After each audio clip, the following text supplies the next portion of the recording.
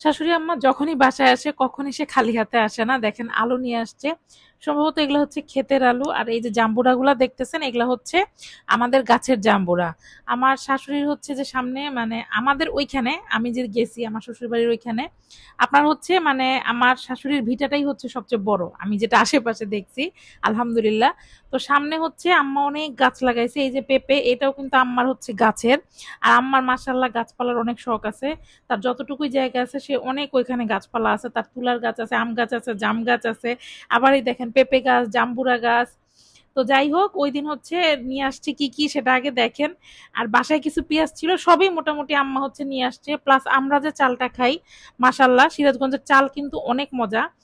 মানে আমরা চাল কিনেই খাই না, আমার হাজবেন্ড তো হচ্ছে লিটারালি খেতেই পারে না, ও অলওয়েজ হচ্ছে ওদের ক্ষেতের চাল খায়। তো আমার কাছেও খুব ভালো লাগে, আর ওদের স্পেশালি পোলায়ের চালটা ও মাই গড। এই যে দেখেন চালের বস্তা। তো যাই হোক মাশাল্লাহ উনি সবসময় যখনই আসে তখনই অনেক কিছু আমাদের জন্য নিয়ে আসে, শুধু যে কাঁচা তরি তরকারি সবজি তা না, উনি রান্না করেও আমার জন্য মাশাল্লাহ অনেক কিছু নিয়ে আসে। এবং আমার হাজবেন্ড যখন যায় মাঝে মাঝে কোনো কাজে যখন যাওয়া পরে ধরেন আমি যেতে পারতেছি না, তখনও উনি হচ্ছে আমার জন্য রান্না করে এটা ওটা পাঠায়। আমি জানি না কয়টা শাশুড়ি পাঠায় বা কি। আর আমার শ্বশুর শাশুড়ি আসার পরেই দেখেন আমার পুটলি আর টোপলা দৌড় দিয়ে আসছে, আমি বলছি এদিকে তাকাও। দুইটা আসছে হচ্ছে দেখা করতে আর কি, মানে ওদের এক্সাইটমেন্ট অনেক বেশি। ওরা তো ফুয়াত হচ্ছে ফুয়া ফুয়া করতো, তো ফুয়ার আব্বু আম্মু আসছে, এটা ওদের কাছে খুব বেশি মজার। ওরা দেখেন এই যে দেখতে আসছে এবং এসে মারামারিও লাগাই দিছে, পরে দুইটারে থামাইতে হচ্ছে, আমি দুইজনের হাতে দুইটা মোবাইল দিছি, আমার এই যে টোপলা আর এই পাশে হচ্ছে আমার পুটলি। তো যাই হোক যেটা বলছিলাম, আমার শাশুড়ির সাথে দেখেন সম্পর্কটা এখন আমার কত সুন্দর কত স্বাভাবিক, কিন্তু এটা কিন্তু শুরুতে ছিল না। সব সম্পর্কের পিছনেই সময় দিতে হয়, আমি বারবার আপনাদেরকে একটা কথা বলি। আর শাশুড়িদেরও আসলে বোঝা উচিত, একটা কথা মাথায় রাখবেন, আমি বিভিন্ন অ্যানালাইসিসেও দেখেছি একটা মহিলা মানুষ কখন ভালো জানেন, যখন সে তার ছেলের বউয়ের কাছে ভালো।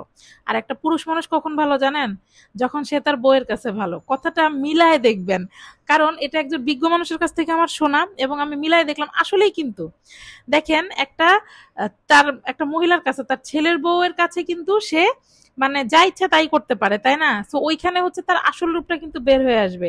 ঠিক তেমনই একটা পুরুষ কিন্তু তার বউয়ের সাথে যা ইচ্ছা তাই করতে পারবে, কারণ তার অধস্তন মানে তার নিচে। এটা স্বাভাবিক, এটা বুঝতে হবে।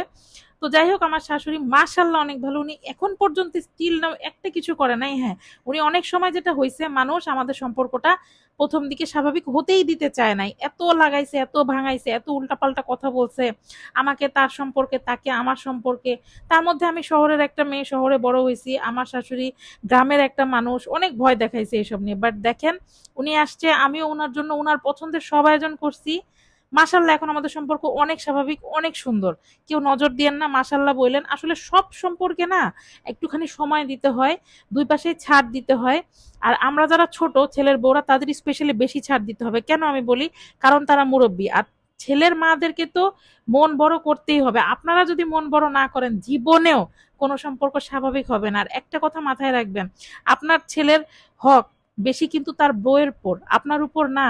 ইসলাম বুঝে আমাদের চলতে হবে। যাই হোক নেক্সট ব্লগে আবার দেখা হচ্ছে।